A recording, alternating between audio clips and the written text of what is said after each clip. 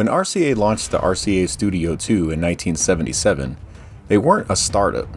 They were one of the largest electronic companies in America. And that's what makes this story fascinating. The Studio II wasn't just another early home video game console. It was a corporate miscalculation.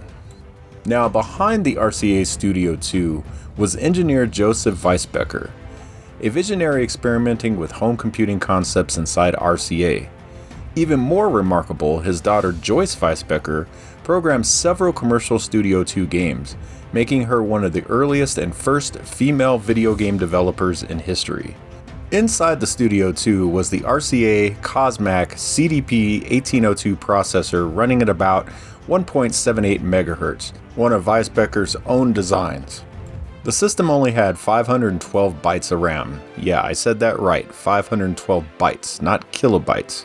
And it also only had monochrome black and white graphics at roughly a 64 by 32 resolution, and an onboard speaker for sound. So let's go ahead and let that all sink in. In 1977, the same year that the Atari 2600 launched with color graphics and joystick controllers, the RCA Studio II released as a monochrome, keypad-based system with no joystick controllers.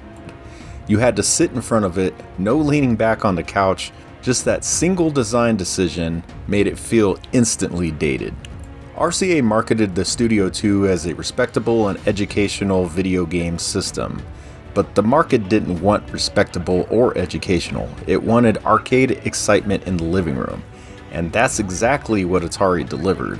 By 1978, RCA exited the programmable console market. The lesson? Brand recognition does not guarantee market relevance. In 1978, the Interton VC-4000 came from an unexpected company, a hearing aid manufacturer.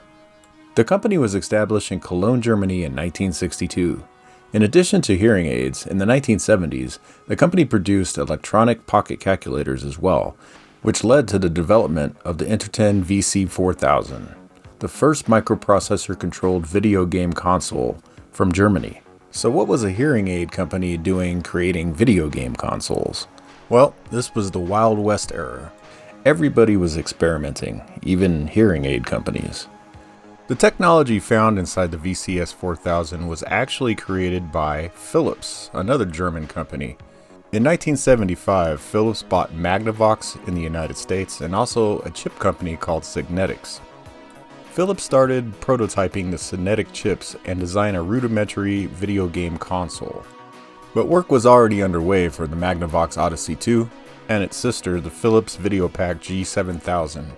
So they ended up leasing the Signetic technology to different companies such as Interton. The VC-4000 featured modular controllers, detachable joysticks like the Atari 2600, which could be swapped in and out. In 1978, this was still considered forward thinking, seeing that there was consoles being released like the RCA Studio II that still had the controls directly on the console itself. The console had programmable game cartridges instead of built-in titles like earlier Pong systems, making a major advancement over the earlier dedicated systems. It used the Signetics 2650A microprocessor paired with the 2636 programmable video interface video chip, producing simple color graphics and sound effects. A lot of this technology was used in the 1292 Advanced Programmable Video System released a year later. But here's the truth about hardware innovation. Without strong software, it doesn't matter. The VC-4000 had no killer app, no system-selling title. The VC-4000 only had about 40 video game cartridges made for it, sports, racing, and shooting games among them. And many of these were developed directly by the company themselves and really didn't have any kind of third-party support. And only being regionally sold within Germany and other parts of Europe, and the market being increasingly dominated by Atari's growth in third-party ecosystem, it really just struggled. It was discontinued in 1983 after selling about 30,000 units. But it still represents Europe's confidence in producing engineer-driven video game systems. In 1978, APF Electronics from the United States released the APF MP-1000, a home video game console that used programmable cartridges, unlike the Pong consoles before it. The MP-1000 featured a simple black and silver case design, with two joysticks that were detachable from the system. It also had a built-in numeric keypad. Its 8-bit Motorola 6800 CPU and 1 kilobyte of RAM allowed for modest graphics and pretty good gameplay. The system was able to create color graphics that was RF modulated to your TV.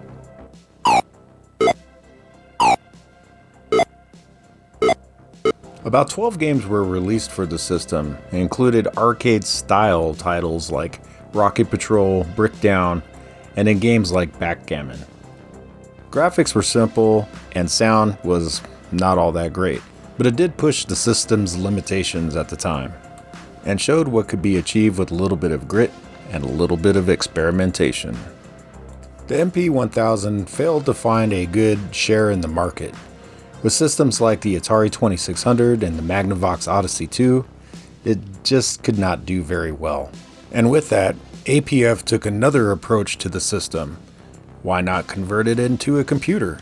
So then they released peripherals to call it the Imagination Machine, which basically combined the console with a keyboard and a cassette drive to form an early hybrid console computer machine. This didn't work out, and the system had a very short lifespan of only just a couple years. The system confused consumers. They didn't know whether it was a video game console or a computer, and shortly after their discontinuance, went bankrupt and out of business. In 1979, Europe attempted something bold. The 1292 Advanced Programmable Video System wasn't just a single unified console. It was an ecosystem, something more like the later MSX computers did. Manufactured by different companies and brand names across Germany, the UK, France, and Australia, the 1292 APVS really brought about that clone culture that you saw later on, such as the Atari 2600 clones in Brazil and like the NES clones all over the world. The APVS systems were powered by a Signetics 2650 CPU running at 0.887 MHz. They had a very limited color palette and also very low quality sound. See, the strategy here wasn't power, it was price and accessibility in the European market. Its fragmentation became its own downfall. With no unified branding and no exclusive games for the system, and it really never had its own identity, seeing that so many different companies were making it in so many different countries. While Atari was a global brand, Europe built a hardware family, and families without leadership just struggled to compete. It was discontinued in 1983, selling under 100,000 units for all the brands involved. In 1979, Bandai released the Bandai SuperVision 8000 in Japan.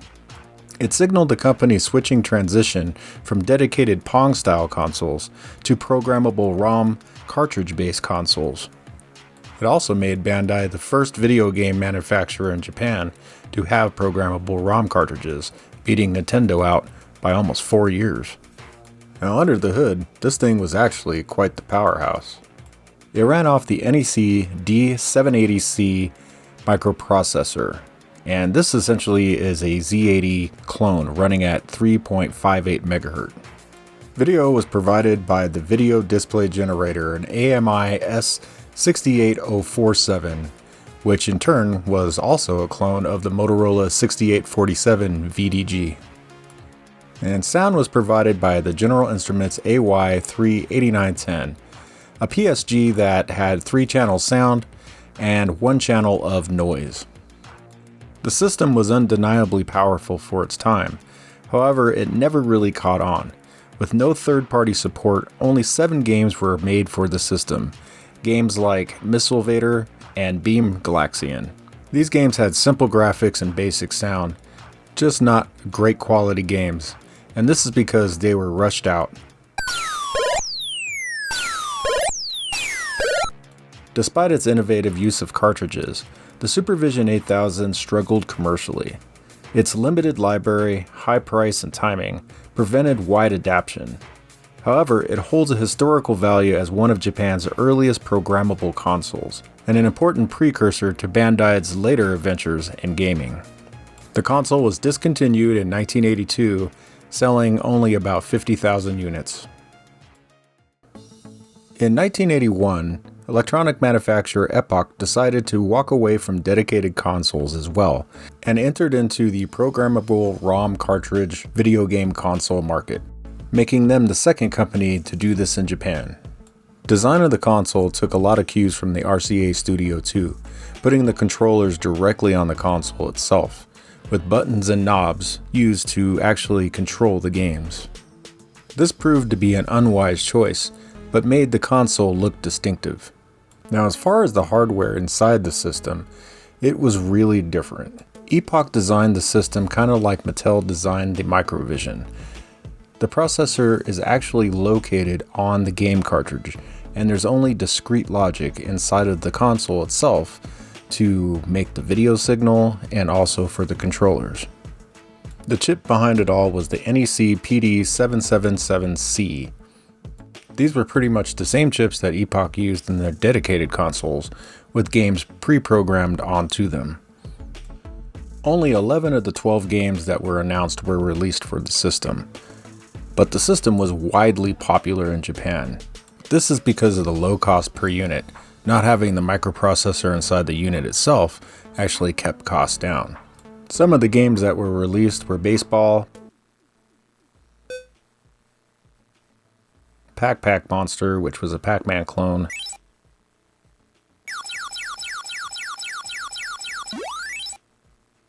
and Galaxian.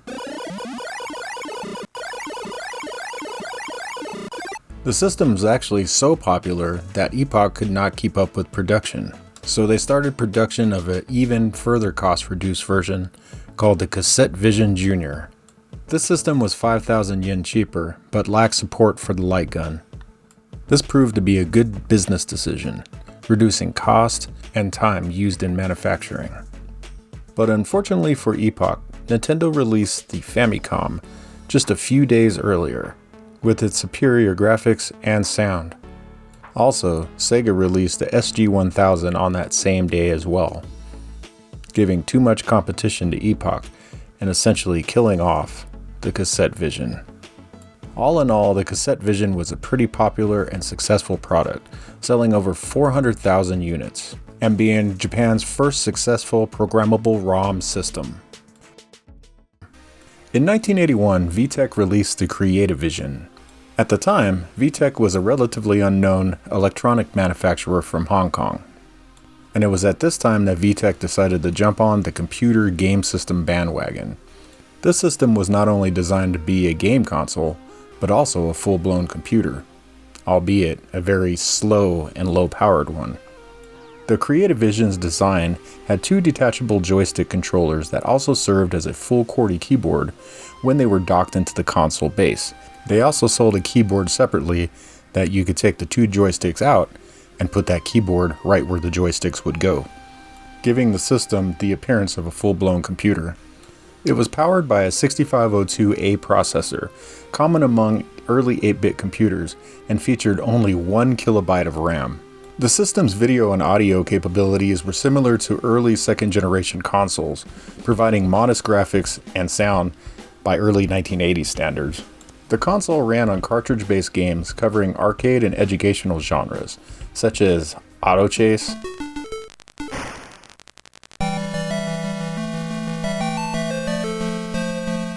and tennis.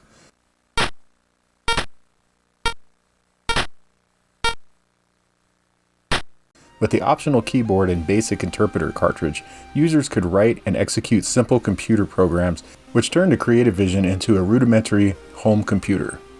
Software distribution was limited, and the game libraries varied by regional branding.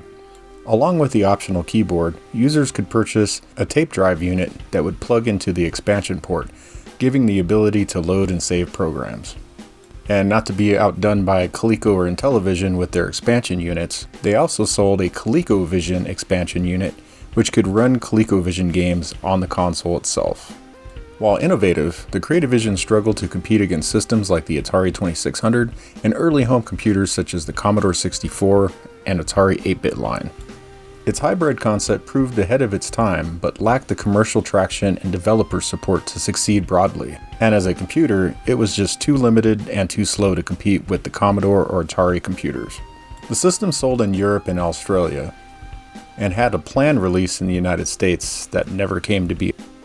The system still did have a 4-year lifespan, being discontinued in 1986. By 1984, VTech knew that the computer game console hybrid concept was a bust, so they released the Laser 2001 computer, which was sold in Germany and in France. Based on the CreatiVision hardware, it was also compatible with its games and software. The CreatiVision had 18 game cartridges officially released for the console, most of it being games, but there was some computer software cartridges as well. In Australia and New Zealand, the CreatiVision was rebranded the Dick Smith Wizard. Dick Smith created their own cartridges, and there were 41 games released under the Dick Smith Wizard brand. Today, it's a relatively hard system to find and to collect for, but it definitely piques the interest of collectors that are interested in early experiments converging gaming and personal computing into one system. In 1983, electronics giant Philips released a new home video game system in Europe known as the Videopac Plus G7400. This console was part of a lineage that stretched way back to the original Magnavox Odyssey of 1972. But back in 1978, Magnavox had introduced the Odyssey II, a console that competed directly with systems like the Atari 2600 and the later Intellivision. Outside the United States, however, this same console was marketed under a different name. In Europe, it was known as the Videopac. The Videopac series developed a dedicated following across several European countries, and Philips continued producing models throughout the early 1980s. By 1983, the company believed it was time for an upgrade. The result was the Philips Videopac Plus G7400, a system designed to extend the life of the Videopac platform while offering enhanced graphics and improved capabilities. At first glance, the console looked similar to its predecessor. It retained the built-in keyboard found on the earlier Videopac systems and maintained compatibility with existing game cartridges, but internally, the hardware had been improved significantly. The G7400 featured an Intel 8048 microprocessor running at nearly 6 MHz, along with the additional video hardware that allowed the system to display more detailed backgrounds and improve graphics. Philips referred to this enhancement as the Videopac Plus Graphics Mode. Games designed to take advantage of this new capability could display colorful, high-resolution backgrounds layered behind the traditional Odyssey-style graphics. For players upgrading from the earlier system, the difference was noticeable. Classic Videopac titles could still be played exactly as before, but newer releases included improved visuals that made the system feel like a small step toward a next generation of gaming. In some ways, Philips was attempting something similar to what we would later see with mid-generation upgrades. They weren't replacing the Videopac ecosystem, they were enhancing it. But there was another plan in motion as well. Philips intended to bring this upgraded console to the United States, and when it arrived, it would carry a completely new name, the Odyssey III Command Center. At trade shows in 1983, Philips demonstrated the upcoming Odyssey III system to retailers and members of the press. The console looked sleek, modern, and promising. It seemed like a logical next step for the Odyssey line. But unfortunately for Philips, they had chosen the worst possible moment to launch a new video game system in North America. Because while the Odyssey III was being prepared for release, the video game industry was collapsing. The crash in 1983 caused massive financial losses for retailers and manufacturers alike. Shelves were filled with unsold game cartridges, and stores became increasingly hesitant to invest in new gaming hardware. Executives at Philips quickly realized that launching a brand new console in the American market during the middle of a massive industry crash would likely end in disaster, so the decision was made to cancel the Odyssey III before it even reached store shelves. In Europe, however, the Philips Videopac Plus G7400 continued to exist as an upgraded member of the Videopac family. Unfortunately, the console still faced a difficult challenge. Even though the hardware improvements were impressive for the time, there simply weren't enough new games being developed to fully take advantage of the enhanced graphic capabilities. Only a small number of titles were released specifically for the Videopac Plus system. The gaming landscape was beginning to shift dramatically. Nintendo was preparing to release the Famicom in Japan, Sega was developing new hardware, and the focus of the industry was moving towards more powerful and more modern gaming systems. For Philips, the Videopac era was slowly coming to an end. The G7400 Plus would ultimately become one of the final entries in the long history of the Odyssey-style consoles. And while it may not have revolutionized gaming, it remains an interesting example of a company attempting to evolve its hardware during one of the most turbulent periods in video game history. When most people hear the name Casio, they probably think of calculators or maybe digital watches. Throughout the late 1970s and early 1980s, Casio had become one of the most recognizable electronic companies in the world. Their products were affordable, reliable, and widely available. But in 1983, Casio decided to try something new. They decided to enter the home video game market. The result was a console known as the Casio PV-1000. Released in Japan in October of 1983, the PV-1000 was designed as a cartridge-based home video game system aimed at competing with other consoles entering the Japanese market. At the time, the gaming industry in Japan was still relatively open. Several companies were experimenting with different hardware designs, and the long-term winners had not yet been decided. Casio likely believed that their experience in electronic manufacturing would give them a competitive advantage, but they were about to discover just how quickly the gaming industry could change. From a technical perspective, the PV-1000 was a fairly typical early 80s console. It used the NEC D780C microprocessor, a clone of the popular Zilog Z80. The system supported simple color graphics and basic sound generation, similar to other consoles released around the same time.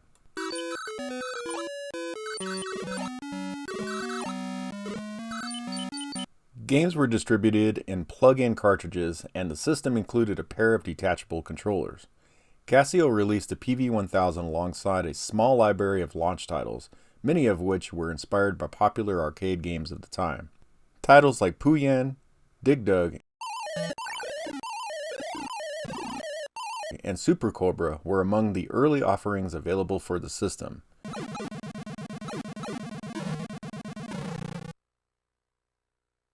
But there was a major problem. Actually, there were two. First, the PV-1000 launched in a crowded and uncertain marketplace. But more importantly, it launched at the exact time and the exact year that the Nintendo Family Computer System was released, or better known today as the Famicom. When Nintendo introduced the Famicom in Japan in July of 1983, it immediately stood out from the competition. The system offered more advanced graphics, smoother gameplay, and a growing library of high-quality titles developed by Nintendo and other third-party companies.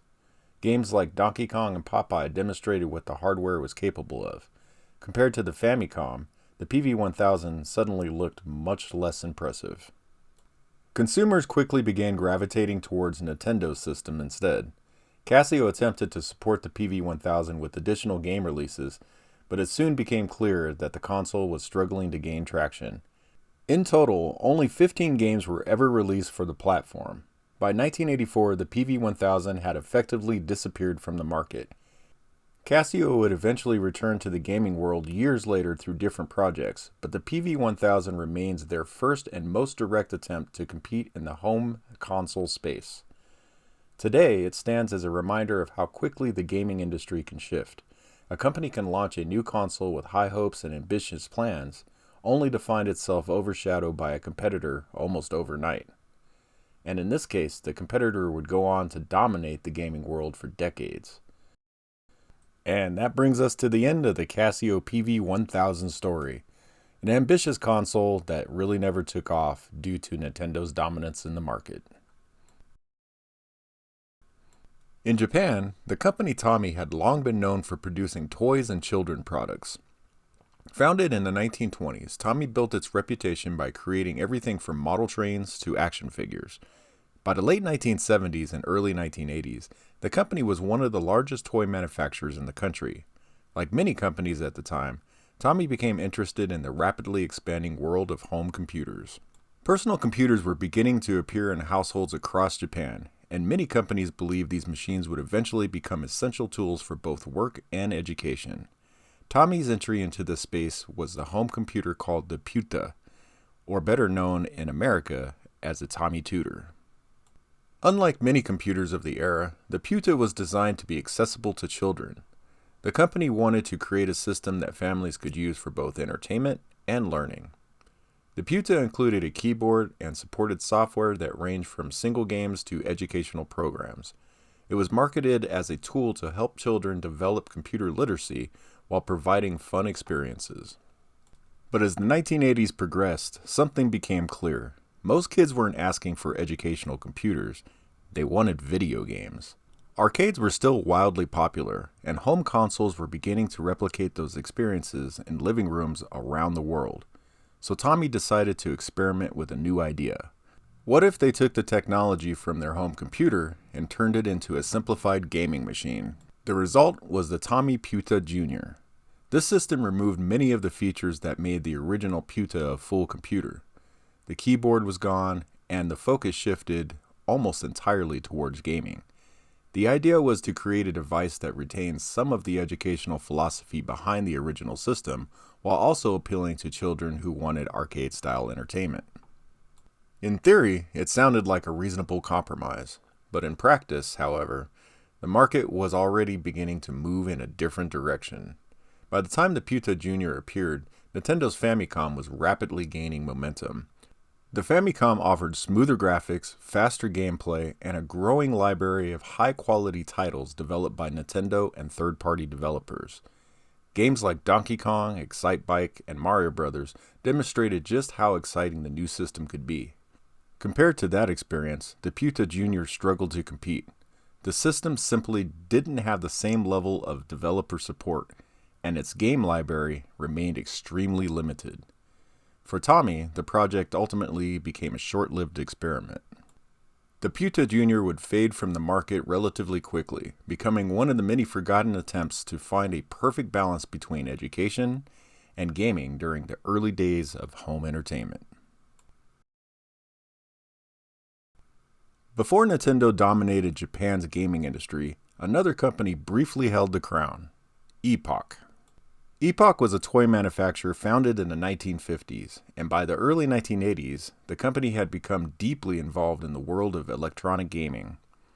In 1981, Epoch released a console known as the CassetteVision. At the time, the system was surprisingly successful. In fact, for a brief period during the early 1980s, the CassetteVision became one of the most popular home gaming consoles in Japan. Some estimates suggest it controlled a large portion of the Japanese console market before the arrival of the more advanced competitors such as the Famicom and SG-1000. But the landscape changed quickly. When Nintendo introduced the Famicom and Sega introduced the SG-1000 in 1983, the industry was transformed almost overnight. Suddenly, older consoles began to look outdated. Developers and consumers alike were drawn to Nintendo's new hardware, which offered smoother graphics, more advanced gameplay, and the backing of one of Japan's most influential entertainment companies. Epoch realized they needed to respond.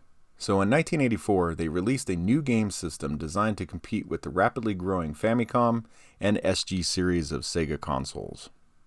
And that console was the Epoch Super CassetteVision. At first glance, the console looked more modern and appealing. It featured detachable controllers, colorful cartridges, and a sleek design that felt more contemporary than the earlier CassetteVision. Internally, the hardware was also improved. The system included upgraded graphic capabilities, better sound, and more powerful processing compared to its predecessor. Epoch also worked to release a variety of games for the platform. Titles such as Elevator Fight,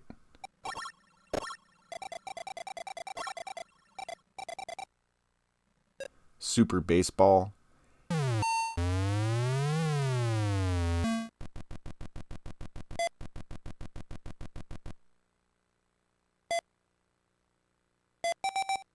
Dragon Slayer,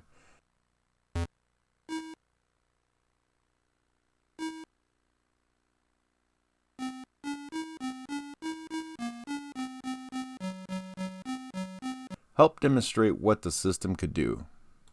For a short time, it seemed like the Super CreatiVision might carve out its own space in the Japanese gaming market. But the competition was fierce. Nintendo's Famicom was rapidly becoming the dominant force in home gaming, and Sega's SG-1000 was also competing for attention in this market space as well. Compared to these systems, Epoch's consoles struggled to maintain relevance. Eventually, the system faded from the spotlight. However, the console did manage to achieve something interesting.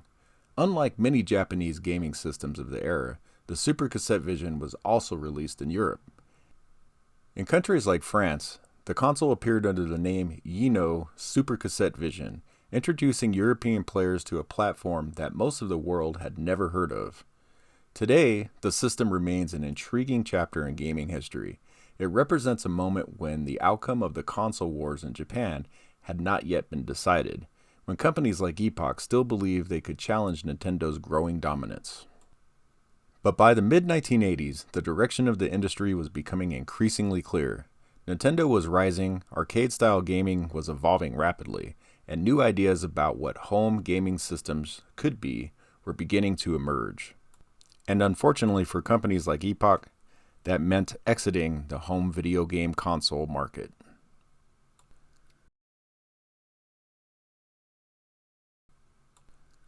In 1987, a company called Worlds of Wonder released a strange new gaming device known as the Action Max. Worlds of Wonder was primarily known as a toy manufacturer. During the 1980s, the company produced a variety of electronic toys and interactive entertainment products aimed at children. Two of their biggest successes had been the Teddy Ruxpin animatronic talking teddy bear and the laser tag laser guns. Encouraged by the growing popularity of electronic entertainment, Worlds of Wonder decided to explore the video game market. But rather than competing directly with companies like Nintendo and Sega, they attempted something completely different. The Action Max was not a traditional video game console. In fact, it barely contained any computing hardware at all. Instead, the system relied on a standard VHS player to provide visuals. The concept was simple. Players would insert a specially produced VHS tape into their VCR. The tape would play a full-motion video sequence featuring targets, enemies, or objects appearing on the screen. The player would then use a light gun to shoot at those targets as the video played. At first glance, this might sound similar to light gun games that had already become popular on many systems like the NES, but there was a critical difference. On traditional consoles, the game system generates the graphics itself. When a player shoots the screen, the console can detect the location of the shot and determine whether it hits a target. With the Action Max, however, the video was simply pre-recorded footage. The console had no way of changing the video or responding dynamically to players' actions. The footage would always play the same way every time. So how did the system know whether you hit anything? The answer is surprisingly simple. At the bottom corner of the video, there was a small flashing light embedded into the footage itself. The Action Max light gun detected this light, allowing the system to track when the player fired. If the player shot at the correct moment, the system would register a hit. If they missed the timing, the system would register it as a miss. But regardless of what the player did, the video continued playing exactly the same way. No branching paths, no changing outcomes, no alternate endings. Every playthrough was identical. To make matters even more unusual, the system didn't display a traditional score on the television screen. Instead, the score sensor you put on the corner of the screen to detect hits also doubles as the score board and displays the number of hits with LED flashes. While the concept was creative, it quickly became clear that the system had serious limitations. Because the video was pre-recorded, the gameplay experience lacked the dynamic interaction that players had come to expect from video games. Once you had played through a tape a few times, you essentially knew exactly what was going to happen and when it was going to happen. And unfortunately for Worlds of Wonder, there wasn't much software available to keep players interested. In total, only 5 Action Max game tapes were ever released. These titles included Sonic Fury, Target drone's coming up. If you bag just one today, you'll earn a permanent place in that cockpit. Rescue of Pops Ghostly.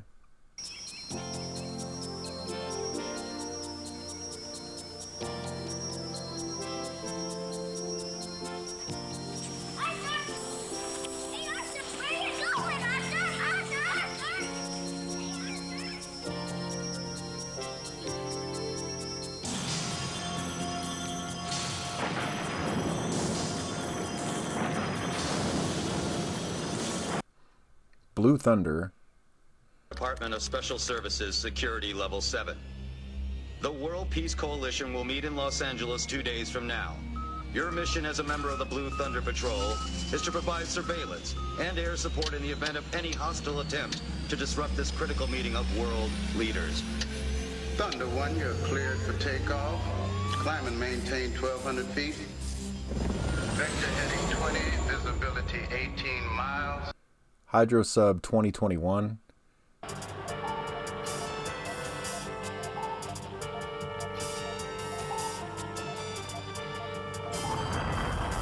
Captain Jason, this is navigation. I don't know what hit us. Our instruments have gone crazy. We're completely lost. And 38 Ambush Alley.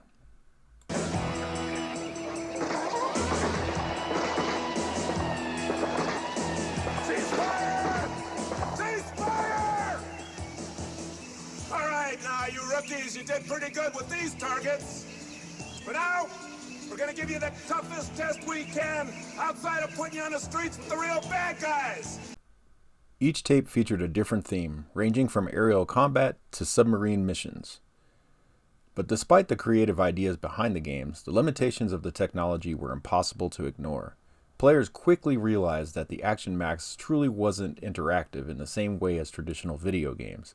It felt more like a shooting gallery layered on top of a movie. And by 1987, gamers had already had access to much more advanced experiences on systems like the NES. And as a result, the Action Max struggled to find an audience. The system disappeared from store shelves almost as quickly as it had arrived. Today, it is remembered as one of the most unusual experiments in gaming history. But despite its failure, the Action Max also represents something interesting about the era. During the 1980s, the video game industry was still exploring different possibilities for interactive entertainment. Companies were experimenting with new technologies, new formats, and new ideas about how video games could be experienced. Some of those experiments helped shape the future of gaming, while others, like the Action Max, became strange footnotes in video game history. During the 1980s, the British company Amstrad had become one of the most recognizable names in European computing. Founded by entrepreneur Alan Sugar, Amstrad built its reputation by producing affordable home computers aimed at everyday consumers. Their most successful machines were part of the Amstrad CPC line, a series of 8-bit computers that became especially popular in the United Kingdom and across all parts of Europe. These computers were capable of running games, productivity software, and educational programs, and they helped introduce many people to computing for the first time. By the late 1980s, however, the home computer market was beginning to change. Dedicated gaming consoles were becoming more powerful and more appealing to consumers who primarily wanted entertainment rather than general computing capabilities. Amstrad saw this as an opportunity. Instead of building a completely new gaming system from scratch, they decided to adapt technology that already existed. The result was the Amstrad GX4000, released in 1990. At its core, the GX4000 was essentially a modified version of the Amstrad CPC computer architecture. They removed the keyboard, simplified the hardware, and designed a console focused entirely on playing cartridge-based games. The system featured a Zilog Z80 processor running at 4 MHz, along with improved graphic capabilities that supported hardware sprites and smooth scrolling. For an 8-bit console, the hardware was actually quite capable. The GX4000 was able to display colorful graphics and fast-moving gameplay that compared reasonably well to other machines of the same class. But the problem wasn't the hardware. The problem was timing. By 1990, the gaming world had already begun transitioning towards the next generation of consoles. The Sega Genesis had arrived in North America the previous year, bringing powerful 16-bit graphics and fast arcade-style gameplay into living rooms. Nintendo was preparing to release the Super Nintendo. Compared to these machines, the GX4000 immediately felt outdated. Amstrad attempted to support the console with a lineup of game cartridges, many of which were ports of existing titles from the Amstrad CPC computer library. But this strategy introduced another issue. Because the games were essentially conversions from computer titles, many of them failed to take full advantage of what the console could offer. Players quickly noticed that the GX4000 didn't provide many experiences that couldn't already be played on existing computers. The system also faced a lack of third-party development support, which limited the number of new titles being created for the platform. Within a short time, the console struggled to find an audience. Despite a significant market push and relatively affordable price, the GX4000 sold poorly. Production ended only after a short period on the market, making it one of the final attempts to launch a major 8-bit console during the 1990s. If you used computers in the 1980s, there's a good chance that you encountered a Commodore 64. Released in 1982, the Commodore 64 quickly became one of the most popular home computers ever produced. With its powerful sound chip, capable graphics, and relatively affordable price, the C64 became a favorite among programmers, hobbyists, and gamers alike. Over the course of the decade, thousands of games were developed for the platform. In fact, the Commodore 64 would eventually become the best-selling single computer model in history. But by the late 1980s, Commodore faced a challenge. Dedicated game consoles were becoming increasingly popular, and companies like Nintendo and Sega were dominating the living room gaming market. Commodore executives believed there might be a way to capture some of that audience. So in 1990, the company released a new console called the Commodore 64 Game System. At first glance, the system looked like a sleek new gaming console, but internally, it was almost identical to the original Commodore 64 computer. The major difference was simple. The keyboard had been removed. Without the keyboard, the system could no longer function as a full computer. Instead, it was designed to play games from a plug-in cartridge instead of using floppy drives or a cassette drive. The idea seemed logical. If Commodore 64 already had thousands of games available, surely a console version of the hardware would be an easy way to bring those experiences to a broader audience. But there was a major flaw in this plan. Most Commodore 64 games were not distributed on cartridges. They were released on cassette tapes or floppy disks, and the new console could only play cartridges. And on top of that, a lot of these cartridges required you to use the keyboard. This meant the Commodore 64 game system was limited to a relatively small selection of titles that had originally been produced in cartridge format. And to make matters even worse, many of those cartridge games were already several years old by the time the console launched. Players quickly realized that the new system didn't offer anything particularly exciting or new. In fact, many consumers saw it as a step backward. The original Commodore 64 computer could run a massive library of software connected to peripherals and being used for programming or productivity tasks. The game system version did none of these things. It was essentially a Commodore 64 with most of its capabilities removed. Sales were extremely poor, and within a short time the console disappeared from the market, becoming one of the final missteps in Commodore's long history.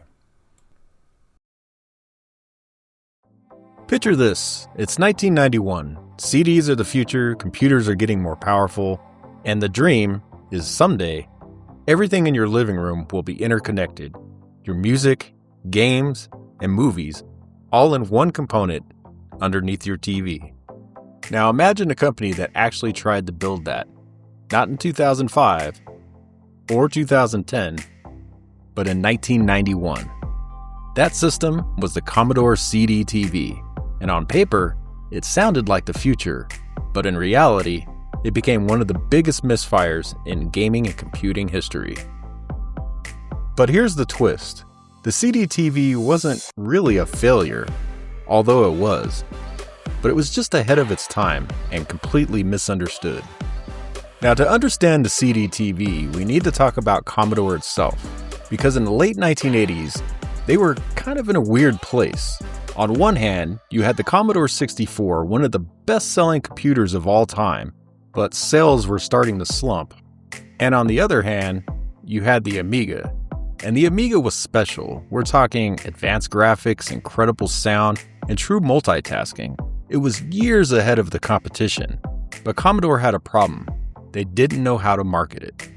Was it actually the successor to the Commodore 64? Was it a gaming machine, a business computer, or a creative workstation? The answer to all was yes. And that confusion is exactly what would come back to haunt the CDTV. Now let's shift gears, because around 1990 there was a new buzzword in tech, the CD-ROM. And this wasn't just a small upgrade, this was a massive leap. Compared to floppy disk, they had way more storage, could produce better audio, CD quality audio, and had the possibility of doing full motion video.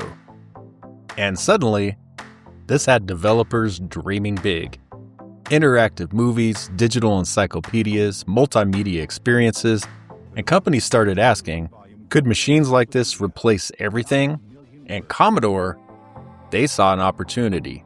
So Commodore takes the Amiga 500 and decides to reinvent it, not as a computer, but as something new, something futuristic, and they called it Dynamic Total Vision. And yeah, that's a very 90s name. The idea was simple. Take powerful computer hardware, hide it inside a sleek living room friendly, almost AV looking box, and then sell it as a premium entertainment device. And visually, they nailed it. The CDTV looks like a high-end piece of stereo equipment. The very 90s black finish, the clean lines, the front-loading CD tray, and a remote control to control the whole thing. Inside, you've got a Motorola 68000 CPU, 1 megabyte of RAM, and the standard Amiga OCS chipset. So essentially, this is an Amiga 500 with a CD-ROM drive. But here's where it gets weird. Out of the box, you didn't get a keyboard, a mouse, or even a proper controller. All you really got was the CDTV and a remote control. Now, let's just kind of think about that for a minute. They expected you to use a computer or a game console with a remote control. Now, sure, you could buy the keyboard, the floppy drive, and a mouse for the system, but those were all extra purchases. And once you did all that, it basically turned it back into a standard Amiga. But that wasn't really the biggest issue with this device. The biggest issue was the price, starting at $999. And in 1991, that was not just expensive, it was painful for the consumer. And here's the issue. For that price, the consumer had choices. Instead, they could buy a full-blown computer, or a console and a CD player, or upgrade their existing setups. So the CDTV lands in an awkward space here. It was too expensive for gamers, too limited for computer users, and too confusing for pretty much everyone else.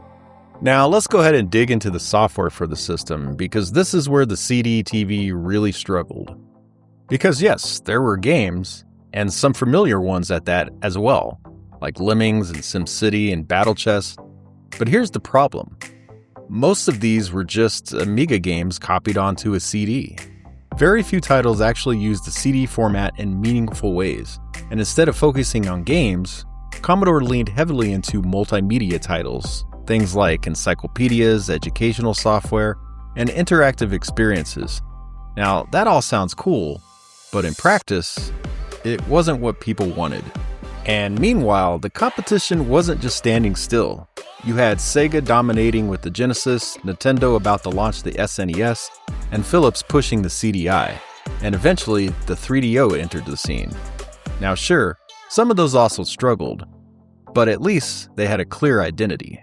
And the CDTV was stuck in the middle. And then we get to the biggest issue of all, the marketing. Commodore made a critical mistake.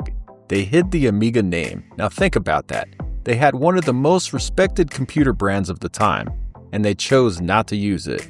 So instead of saying, hey, look at this new powerful Amiga with new capabilities, they said, here's this mysterious black box, and consumers responded with, okay, but what the hell is it?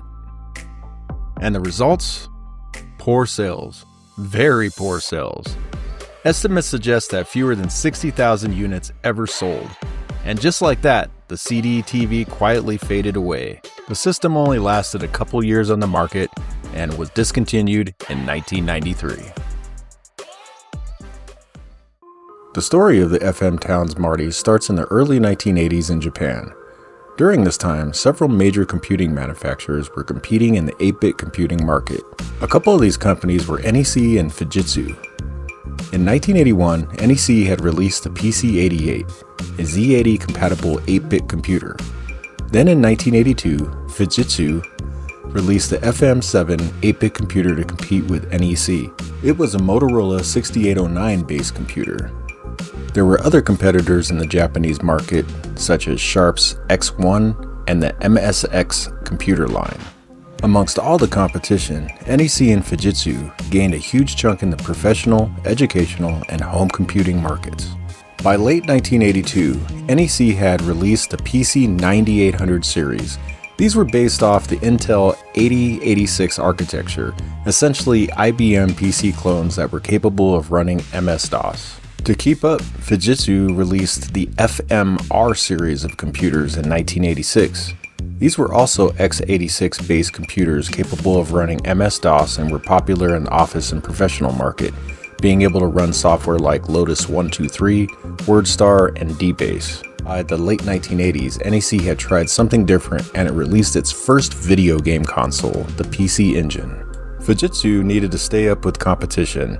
They had seen NEC starting to dabble in video games, and computers like Commodore's Amiga and Atari's ST were becoming very popular in the market. Not only were these machines powerful, but they had great graphics, excellent sound, had multitasking, and were multimedia capable as well. Now, multimedia was a new term in the late 1980s, and everybody wanted to jump on board and be able to watch videos, listen to music, play games, and eventually even surf the web on just one device. Fujitsu saw this and started development of their own multimedia computer. During its development, Fujitsu liked to codename their products after Nobel Prize winners. They decided to codename this product Towns after Charles Towns, the Nobel Prize winner of 1964 in physics. This new model of computer would run the Intel 386SX processor at 16 MHz and have 1 or 2 MB of RAM, expandable up to 6 MB. Although it didn't come with a hard drive, one could be installed using a SCSI card. Fujitsu decided to stick with the codename Towns and name the new model the Fujitsu Microcomputer Towns, or better known as the FM Towns. It released in 1989. Several models of the FM Towns were made through the years, starting with the first-gen original gray towers, the Model 1 and the Model 2. These eventually evolved into the CX series, along with the all-in-one UX series in 1991.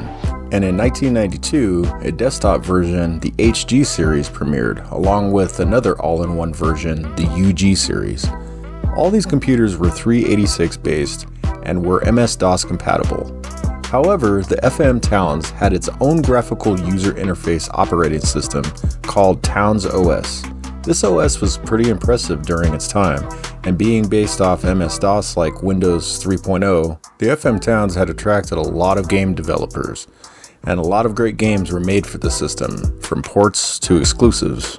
By 1992, Fujitsu had seen NEC enter the gaming market in Japan and abroad, and the success it was having. Then Commodore had released the CDTV, a multimedia-based Amiga computer. So they decided why not take a shot and started to design their own multimedia gaming platform. The design would be based off the 386SX with 2 MB of RAM, a CD-ROM drive, and a floppy drive. It would also be backward compatible with older FM Towns software, giving it a huge library of games to start off with. A 5-button D-pad controller with a select, run, A, B, and shoulder button for changing screen resolution and display modes was made for the system too. You could also connect a keyboard and a mouse to the system while loading Towns OS on the built-in floppy drive to have a computer right in your living room. In essence, they just cost-reduced the FM Towns base model computer into a gaming platform, but I must admit, the design cues of the console are a work of art. I mean, look at it, it's kind of a beautiful console. The FM Towns released in February of 1993 only in Japan. The name of the console remains a mystery. Some claim that the name derives from the popularity of Back to the Future and Marty McFly, but this has never been proven. Others claim that the name is just a fun Western name to show it was a fun console. But others have said that it's a play on words regarding the Sega Mega Drive. I'll leave it up to you guys to decide. Regardless, the console released to not much fanfare, and it was seen as the lesser model of the FM Towns computer with no ability for expansion and no hard drive. Sales were slow but steady, and by December of 1993, the system had sold around 45,000 units. Shortly after this, Fujitsu announced that they would be releasing the FM Towns Marty II, but they had never divulged any technical specs on the console. The media and the public speculated that the console would have the 486SX running at least 20 MHz like the new UR series of FM Town computers. The Marty II released later in 1994 and featured a darker shell and cheaper price, but that was about it. There really was no differences at all between the Marty I and the Marty II. Also in 1994, they released the FM Towns Car Marty, an even smaller form factor portable Marty that you could take with you on the go. Designed to connect to TVs and Japanese luxury cars like the Toyota Century. Sales of the system actually increased after the release of the cheaper Marty II. The Marty had found a small niche market of dedicated followers, but the writing was on the wall for the computer-turned-console concept. It had never really been a success for Fujitsu, just like other companies before had tried it, like Atari with the 5200 and the XEGS, and Commodore with the CDTV, CD32, and the C64GS. Fujitsu was losing money on the Marty, and it was time to pull the plug. In 1995, the Marty was discontinued. However, the Marty does hold its place in history, as it was the world's first 32-bit game console to be released. The Commodore CD32, another early 32-bit game console, didn't release until 7 months later in September of 1993. Sales numbers of the system are questionable. Sources I've read state both the Marty I and II combined sold about 55 to 65,000 units in total in its short 2-year lifespan. Although the Marty really didn't gain traction, it was a very capable gaming platform with some great titles from well-known publishers. However, a lot of the games from the FM Towns library were not compatible with the Marty. Most of the incompatibility came from only having 2 megabytes of RAM. A lot of the games required 4 megabytes or more to just run. Another issue, the video display incompatibilities were really an issue too. The FM Towns games were designed to run on an RGB monitor and not over composite or S-video. When starting games, you have to manually configure the display setting each time you just want to play the game. This frustrated users of the system. And the nail in the coffin, in my opinion, was the release of the Marty II and all the hype behind it, just for the same system in a different color shell. The public was expecting upgrades and expandability, but that just wasn't the case, and this lost consumer confidence in the product. I mean, sales of the system did increase for a little while after the Marty II's release, just because of the cheaper price, but those sales tanked after just a couple of months. Well, that brings us to the end of the FM Towns Marty story. Although the console was discontinued, the computer lived on with several different models being made. The last FM Towns computer was the HC series running a Pentium 90 MHz processor with 8 MB of onboard RAM, expandable up to 136 MB. Although these were the most powerful FM Towns computers, they were also the closest to PC clones and had lost much of their FM Towns identity, being specifically designed for MS-DOS and Windows. And that brings us to the end, as the FM Towns computer line was discontinued in 1997 as Fujitsu focused their computing business model on laptops. Did you ever realize that some of the most interesting gaming hardware ever made wasn't even built for gamers? It was built for kids. Really young kids. And in the mid-1990s, right when the console wars were heating up, when Sega was battling Nintendo and Sony for dominance, they quietly released something completely different. They weren't making a successor to the Genesis, nor were they making a console to be an arcade powerhouse. But they were making something completely different, a storybook that was also a game console. This is the story of the Sega Pico. Now, to understand the Pico, you have to understand where Sega was in the early 1990s. At the time, Sega was riding high on the success of the Sega Genesis, known as the Mega Drive outside of the United States. They had the momentum, the attitude, and a little hedgehog named Sonic. But they also had a problem. Nintendo still dominated younger audiences with the Super Nintendo Entertainment System, and more importantly, they owned the family-friendly image. So Sega started thinking differently. Instead of competing head-on, what if they expanded the audience entirely? Enter the concept edutainment. This wasn't new to companies like VTech and Leapfrog that were already exploring the idea. But Sega wanted to bring console-quality hardware into that space. The Pico wasn't just a side project. It came from Sega's internal hardware teams, the same ecosystem that helped produce the Genesis. Internally, Sega saw something different that others didn't. Kids weren't just watching cartoons, they were interacting with media. So what if a book could become a controller? At first glance, the Sega Pico doesn't look like a console. It looks like a toy laptop. With its bright colors, chunky plastic, and big friendly buttons that just attracted kids to it. But if you open the thing up, you would find something absolutely unique. The Pico combines three things: a cartridge-based console, a physical storybook, and a stylus-based input system. Each game came as a storyware book. You'd insert the cartridge, open the book, and as you turned the pages, the game changed. But internally, the Pico is essentially a cut-down Sega Genesis. It ran off the Motorola 68000 CPU, the same as the Genesis had. Graphics were similar in architecture but simplified, and the sound was basic compared to the full Genesis hardware.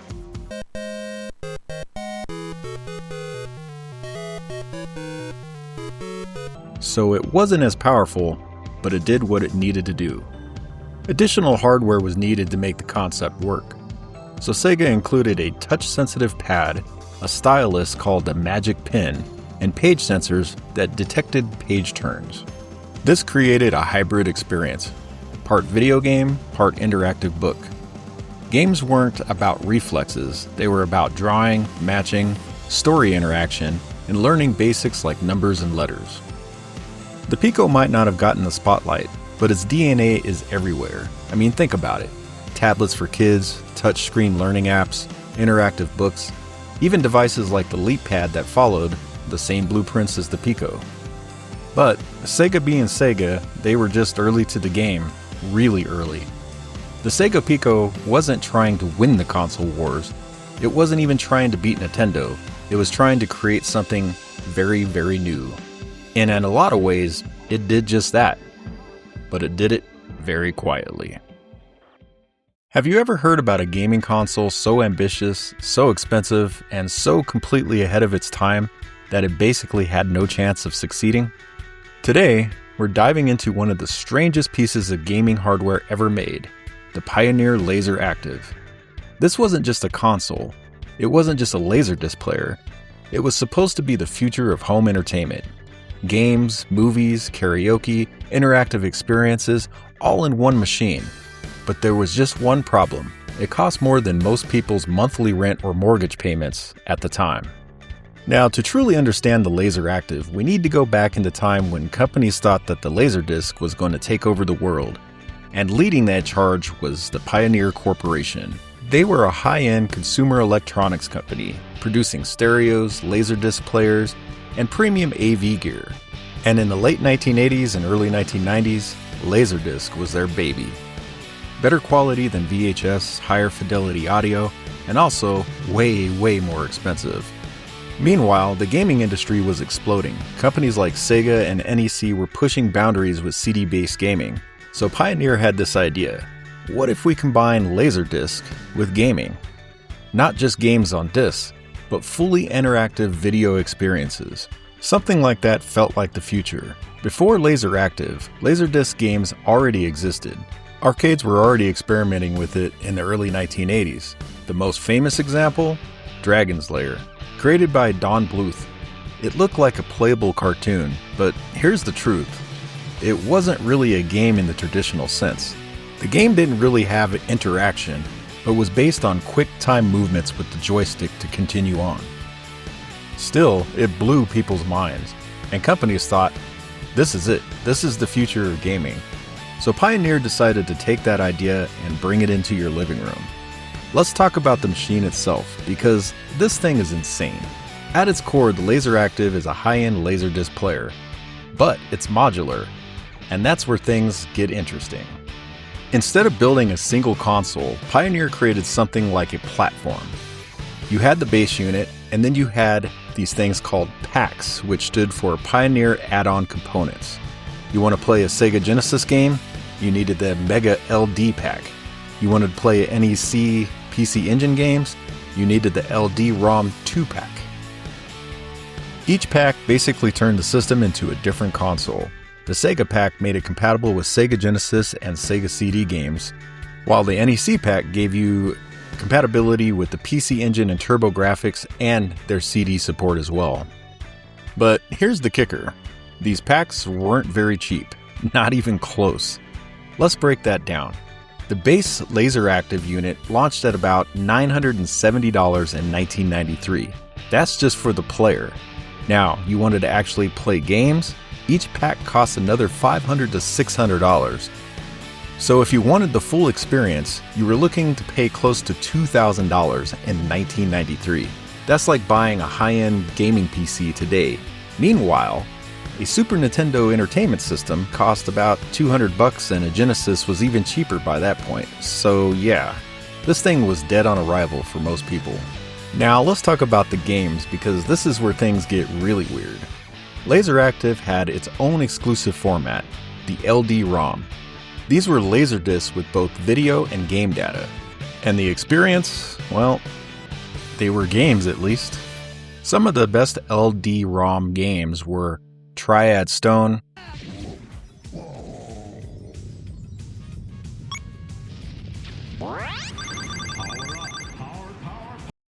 Hyperion,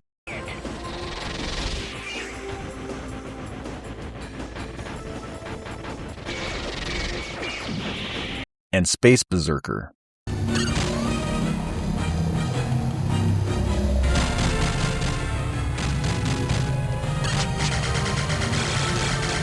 A lot of these games relied heavily on full-motion video backgrounds, with gameplay layered on top. Some were shooters, some were interactive movies, and others were just strange. There were also karaoke discs, educational titles, and even music video experiences. So why did the LaserActive fail? There's a few big reasons for this. First, the price was just way too expensive. Second was timing. By the time this thing released, the CD-ROM was already taking over. Third was its limited game library and not enough killer apps.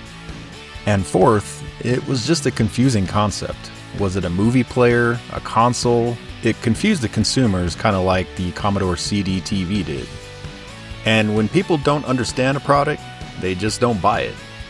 The Pioneer LaserActive wasn't just a failure, it was a glimpse into an alternate future. A world where the Laserdisc became the dominant format. Today, it's a collector's dream, a bizarre, fascinating piece of gaming history, and a reminder that sometimes being ahead of your time is the same as being left behind.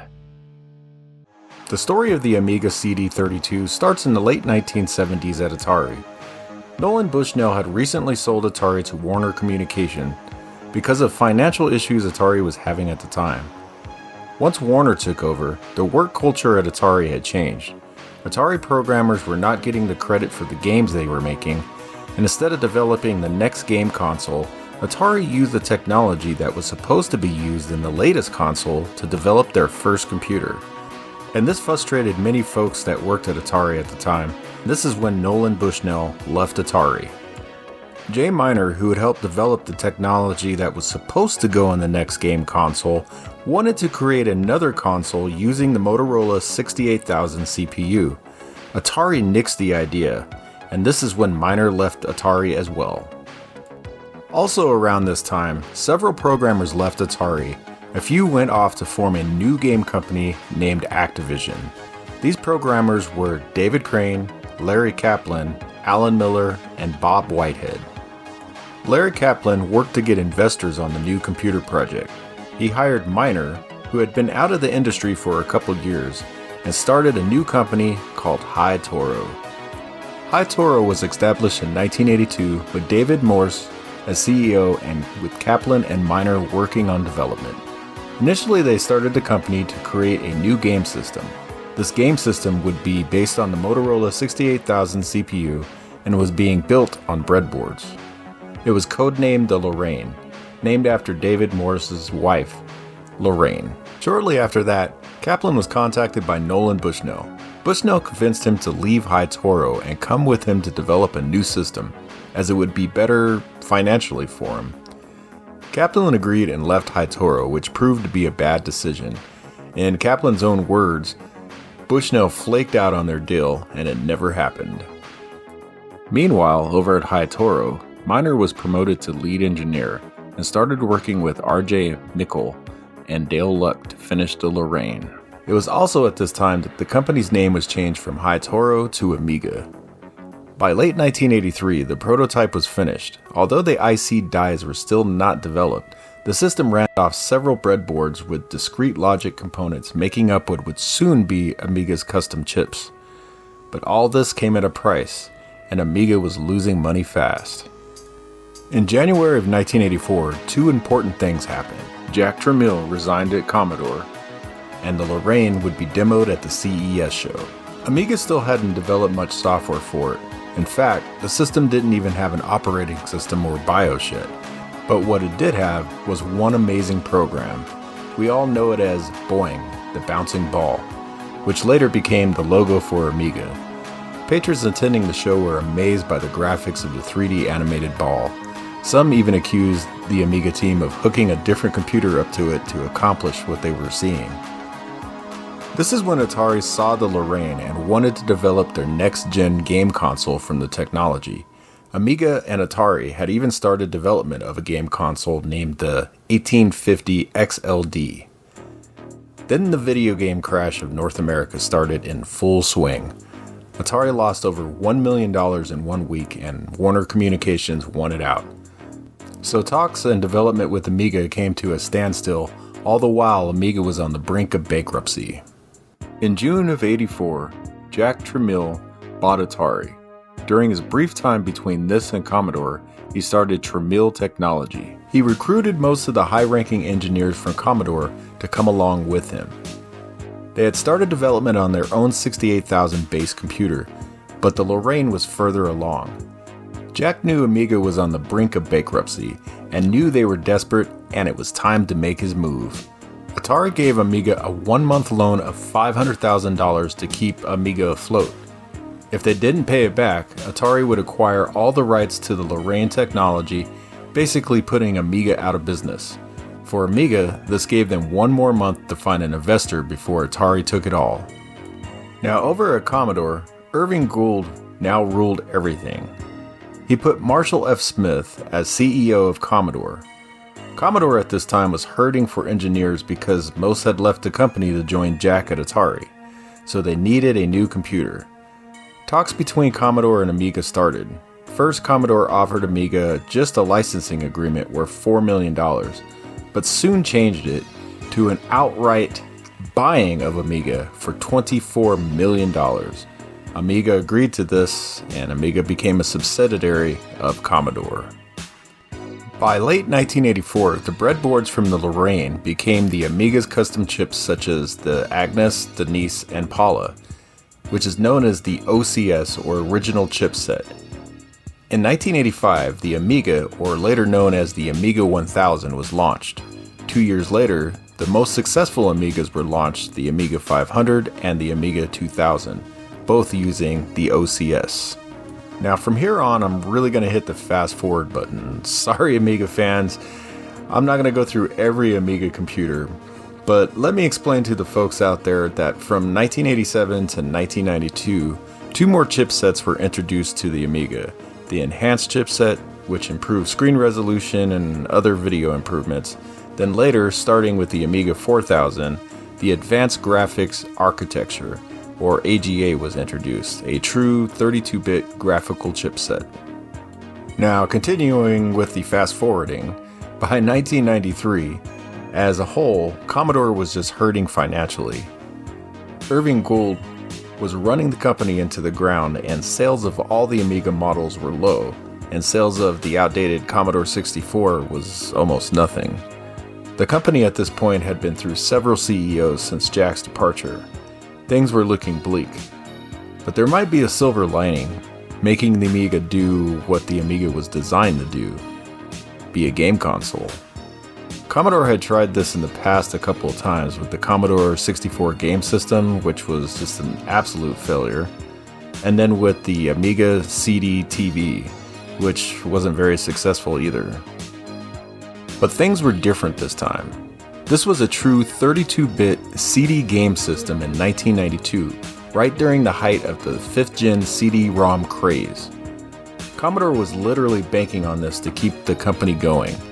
They started to design the prototype, codenamed Spellbound. Really, it was just a consoleized Amiga 1200 with a CD-ROM running the AGA chipset, put into, dare I say, a pretty nice looking case, with design cues of the Sega Genesis. Then right around this time, one of the worst things that could have happened to Commodore did. They got sued for patent infringement.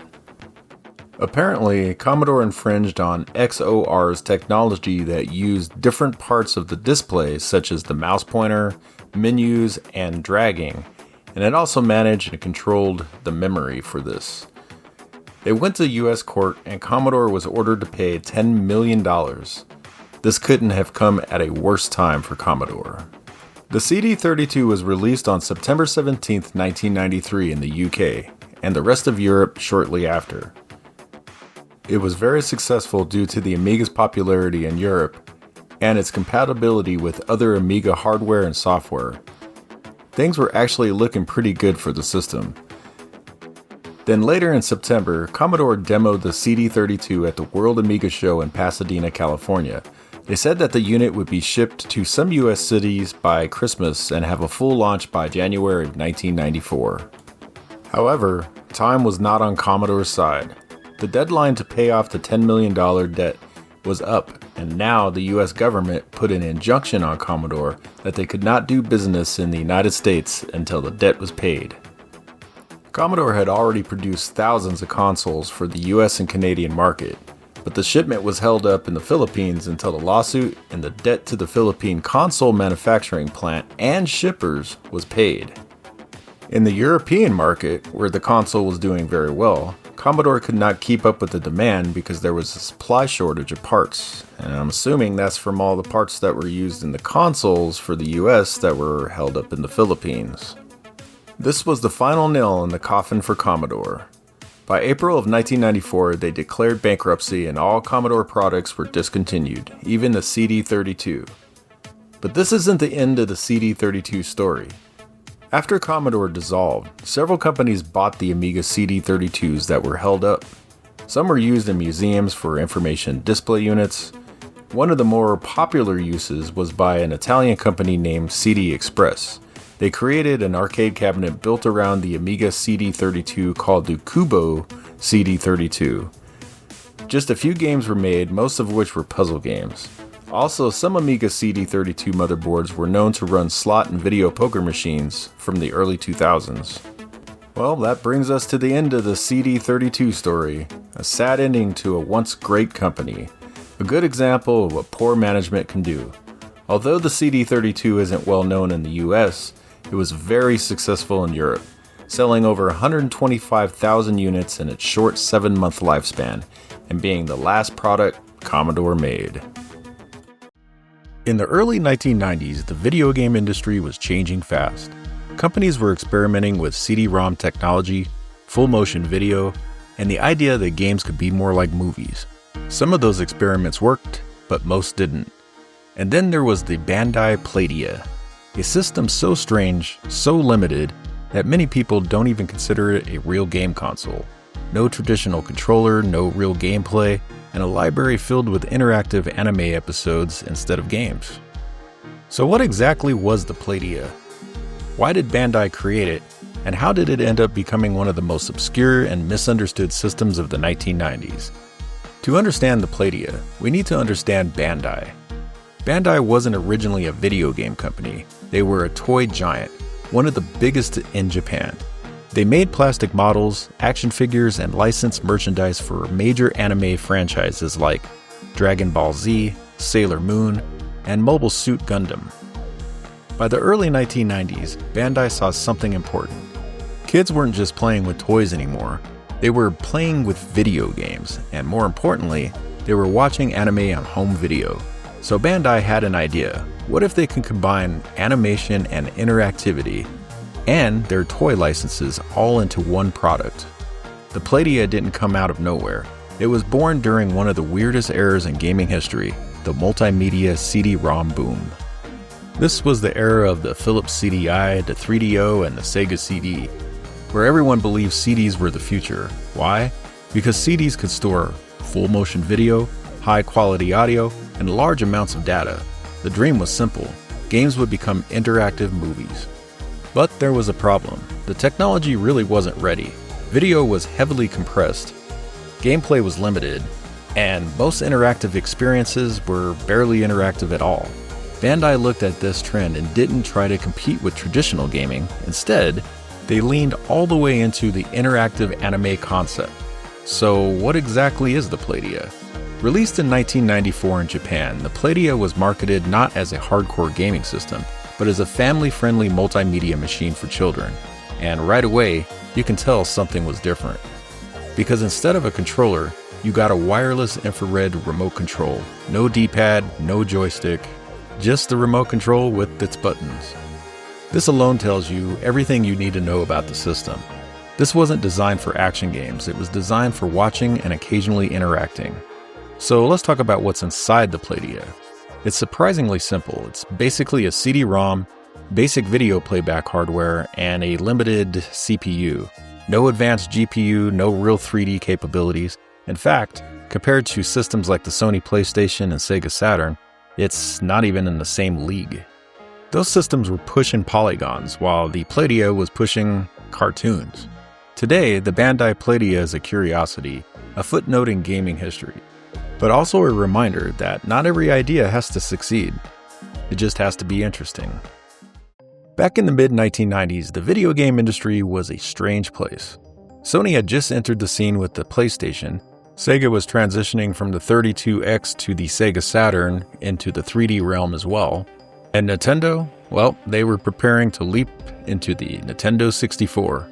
Everyone was chasing power and 3D polygon graphics, but one company went in a completely different direction. A company better known for calculators and keyboards, and that was Casio. They decided to make a video game console, but not just any video game console. A console aimed almost exclusively at young girls. A first of its kind with a built-in printer, but only had about 10 games. This is the story of the Casio Loopy. To understand the Casio Loopy, you really have to understand Casio itself. Founded in 1946, Casio built its reputation on practical electronic calculators, watches, and musical instruments. By the 1980s and early 1990s, they were everywhere. But video games, that wasn't really their space. But they had experimented before. Systems like the Casio PV-1000 in the early 1980s, and even MSX computers. But they were never really a major gaming player. So why make the jump now? Because the market was changing, and more importantly, it was expanding. By the early 1990s, gaming had a reputation problem. It was seen rightly or wrongly as a boy's hobby. Marketing from companies like Nintendo and Sega heavily skewed towards young male audiences. Explosions, action, sports. But Casio saw something others didn't. A massive underserved demographic, young girls. Instead of competing directly with Sony and Sega on power, Casio chose a different route. What if we made a console specifically for girls? That idea would shape everything about the Loopy. Unlike Nintendo or Sega, Casio didn't have a legendary game designer figure tied to the Loopy. Instead, the Loopy came out of corporate product planning teams inside of Casio. That's important, because the Loopy feels less like a gamer's console and more like a consumer electronics experiment. The Casio Loopy's defining feature was simple but bizarre. It had a built-in color thermal printer. Now, let that sink in here for a minute. While everyone else was pushing polygons, Casio was letting you print stickers. You could take images from game characters, scenes, decorations, and print them out as physical stickers. This wasn't just a gimmick, it was the entire point of the console, and honestly, it kind of makes sense. In the 1990s, scrapbooking was huge, sticker collecting was popular, and creative expression was largely offline. Casio essentially tried to merge gaming and crafts all together. Now, let's go ahead and talk about the hardware itself. The specs were really never talked about, but it did have a 32-bit CPU and focused mainly on 2D graphics, and of course its killer feature, the built-in thermal color printer. Now the controller, it was pretty simple, rounded, and approachable. Everything about the system screamed, this is not for hardcore gamers, and that was intentional. But unfortunately, this is where things kind of take a downhill approach. The Loopy launched in 1995 in Japan, and over its entire lifespan, it only received about 10 games. Most were centered around fashion, romance, life simulation, and creative tools, with titles like Dream Change and Little Romance. These weren't action games. They were more like interactive storybooks or creative sandboxes, with many of them leaning heavily into the printer feature that the console offered. You could design your own fashion and outfits and print them out. You could also print out your own characters and decorations. But here's the problem. The games lacked depth. Once the novelty wore off, there really wasn't much left. Now, as the Casio marketed the Loopy almost exclusively to young girls with bright colors and a friendly design, and while that sounds progressive, it also boxed the console into a very narrow audience. Instead of expanding gaming, it segmented it. The Casio Loopy quickly disappeared in the 1990s. Today, the Casio Loopy is remembered as a curiosity, a collector's item, and a fascinating piece of what-if video game history. But here's the thing, it really wasn't entirely wrong. Modern gaming embraces creativity, customization with like your avatars, and sharing. In a weird way, the Loopy was a little ahead of its time. It just didn't have the technology or the market to support the idea. Today we're talking about one of the rarest, strangest, and most misunderstood systems ever made, the Super A-Can. A console from Taiwan released in 1995, just years too late with almost no games and a price tag that practically guaranteed failure. But here's the thing, this story isn't about just a bad console, it's about ambition, bad timing, and a company that bet everything and lost. So let's go ahead and start with the company. The Super A-Can was developed by Funtech Entertainment. Now chances are you've never heard of them, and honestly that's part of the story. Funtech wasn't a gaming giant like Nintendo or Sega, they were more of a general electronics manufacturer, dabbling in multimedia and consumer tech. But in the early 1990s, something big was happening. The video game industry was exploding, the 16-bit era was in full swing. You had the Super Nintendo Entertainment System, the Sega Genesis, that were both dominating the market. And from the outside, it looked like a gold rush, so Funtech decided, why not us? The Super A-Can wasn't just meant to be a gaming console. Funtech envisioned it as a multimedia system. And this is important, because in the mid-1990s, multimedia was the buzzword. Companies everywhere were trying to create an all-in-one entertainment device. Think of systems like the Philips CDI or the 3DO. The idea was simple. Games, music, video, and education, all in one box. The Super A-Can followed that same philosophy. It even had plans for karaoke support, educational software, and video playback. But here's where things start to go wrong. The hardware they built was already outdated. Alright, so let's go ahead and pop open the hood, because this is where things get a little bit confusing. At its core, the Super A-Can used a 16-bit architecture, but there was a problem. It launched in 1995. By that point, the industry was already moving on to the 32-bit systems. We're talking systems like the Sony PlayStation and the Sega Saturn. So right out of the gate, the Super A-Can was way behind the times. It had the Motorola 68000 CPU similar to what was in the Sega Genesis. It had a custom graphics chip, and it had cartridge-based games. Now that last one, that was a huge deal, because by 1995, the industry was shifting hard towards CD-ROMs. Why? They were cheaper to produce, had more storage, and were able to produce full-motion video. Meanwhile, the Super ACAN was stuck with cartridges, which were expensive and limiting. Now, let's talk about the games, because ultimately a console lives or dies by its library, and the Super ACAN, well, it barely had one. Only about 12 games were ever released for the system. Some of the more notable titles included Sango Fighter, Speedy Dragon, and Gambling Lord. These were mostly developed by Taiwanese studios, and while some were technically competent, none of them were system sellers. There was no Mario, no Sonic, no Street Fighter, no Mortal Kombat, nothing that made people say, hey, I need to get this console. The Super ACAN launched primarily in Taiwan with limited distribution in other parts of Asia. There was talk of expanding globally, but that never really happened. And pricing, this is where it gets brutal.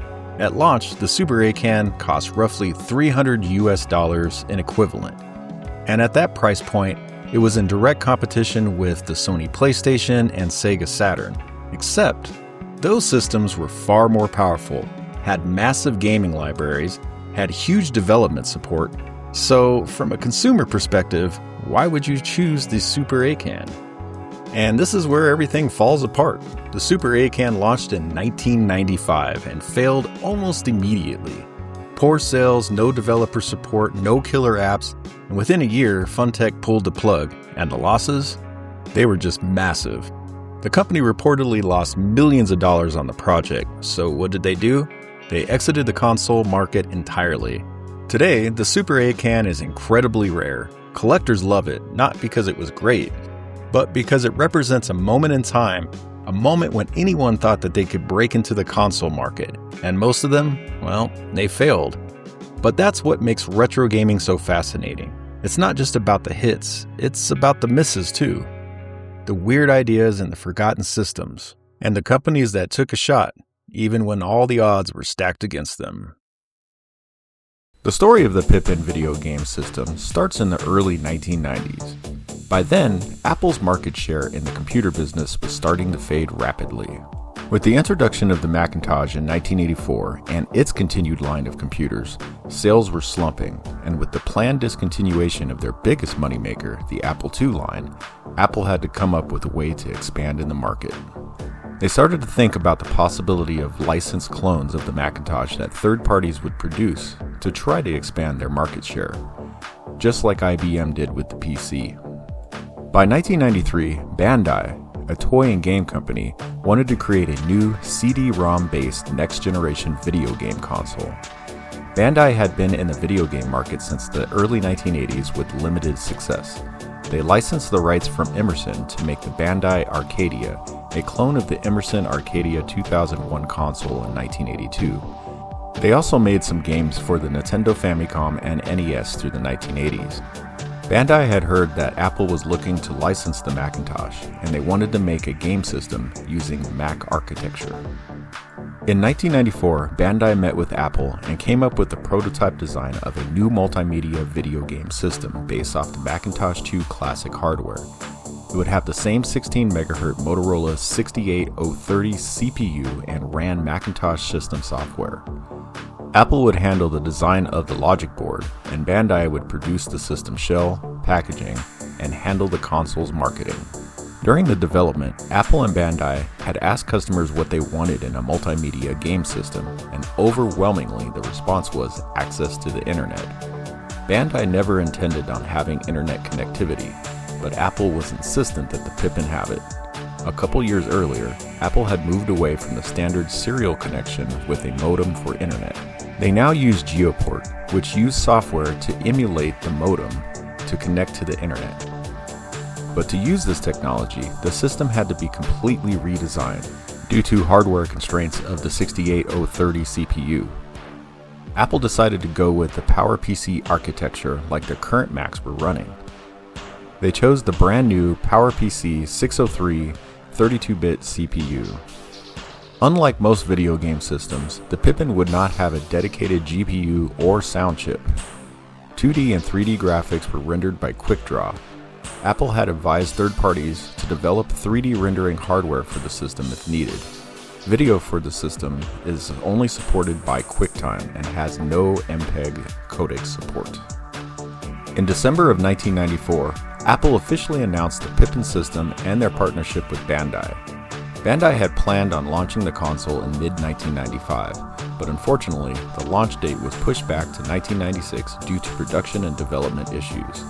In October of 1995, Mitsubishi Electric agreed to help with production of the console, but never became an official licensee with Apple.